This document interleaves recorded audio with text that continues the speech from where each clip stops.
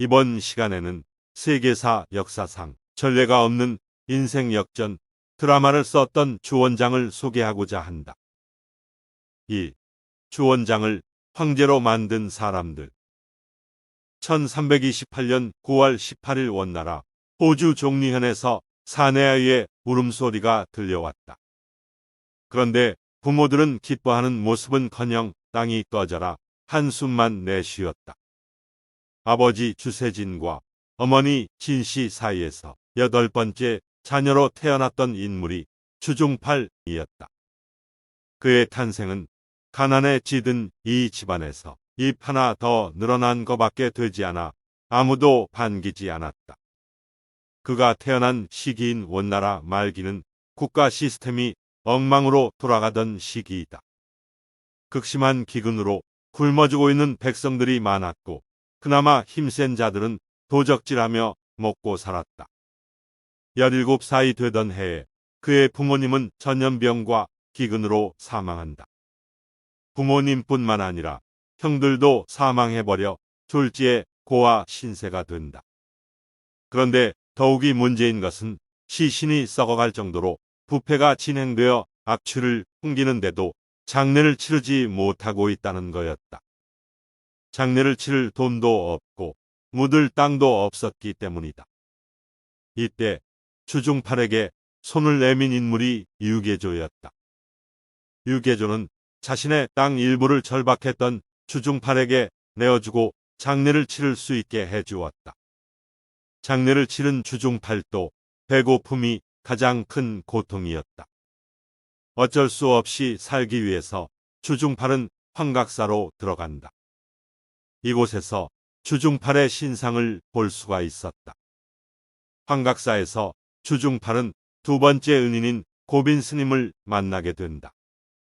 고빈 스님은 황각사의 노승으로 주중팔이 일반적이지 않은 비범한 인물임을 알아보았다.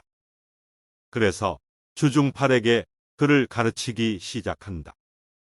고빈 스님은 주중팔을 가르침과 동시에 인생의 목표를 황각사의 주지로 잡으면 안 된다고 말한다. 탁발승이 되어 전국을 돌아다니며 백성들의 고충을 살피라고 한다. 또한 큰 뜻을 세울 곳을 찾아 너의 뜻을 펼치라고 말한다. 결국 주중팔은 탁발승이 되어 떠도는 일상을 시작한다.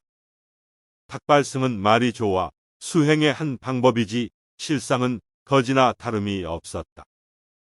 떠돌이 생활을 하던 중 주중팔은 사주를 잘 아는 사람을 만나게 된다.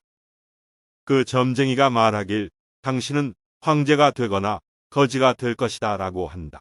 주중팔은 이 얘기를 듣고 무시할 법도 한데 황제가 되기로 결심한다.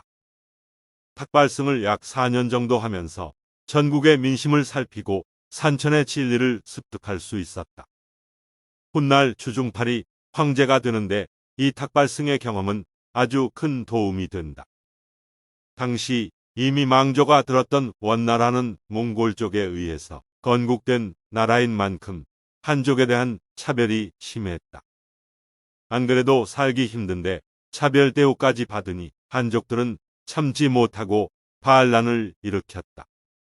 이때 백년교도들을 중점으로 하북과 강남 일대에서 반란군이 조직되었다.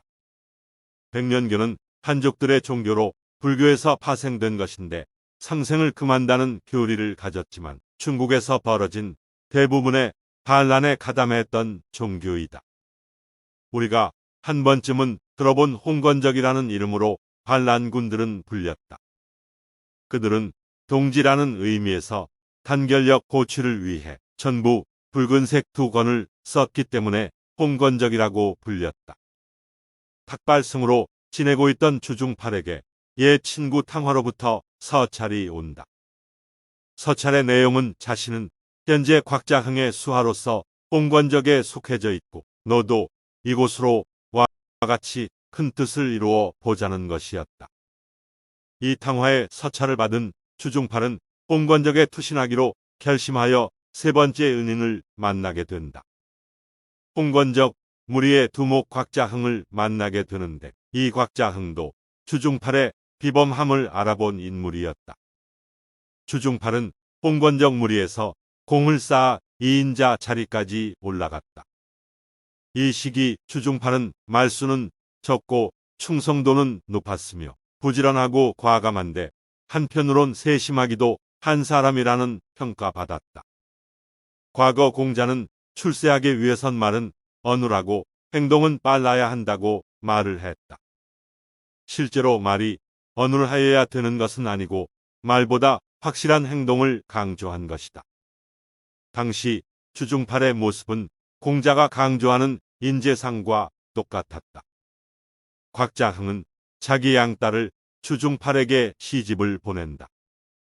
양딸은 우리가 보통 마황후라고 얘기하는 사람이었다.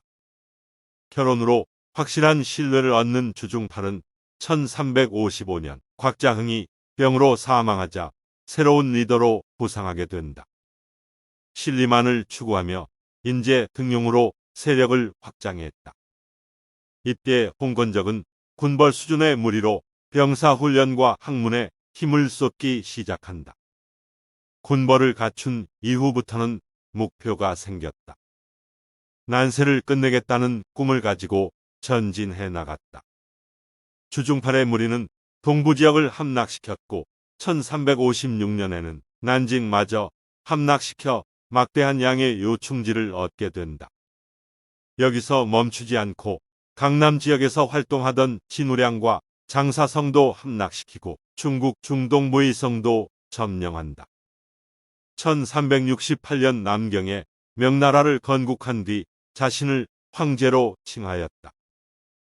이 무에서 유를 창조한 주원장. 주원장은 찢어지게 가난한 집에서 태어났다. 당시 아무한테도 축복받지 못한 인물이 명나라를 건국한 황제가 되었다. 주원장이 가족을 잃고 가장 절박했을 때 손을 내밀어준 유계조. 살기 위해서 들어간 환각사에서 그를 가르쳐 주었던 고빈 스님. 홍건적에서 활동했을 당시 후계자로 키워준 곽자흥. 이 은인들 덕분에 주원장은 능력 하나로 거지에서 황제가 될 수 있었다. 지푸라기 한 줌이라는 말을 알 거다. 내가 건넨 지푸라기 한 줌이 누군가에겐 삶이 희망이 될 수가 있다. 그 지푸라기 한 줌은 거지도 황제로 만들 수 있는 힘이다.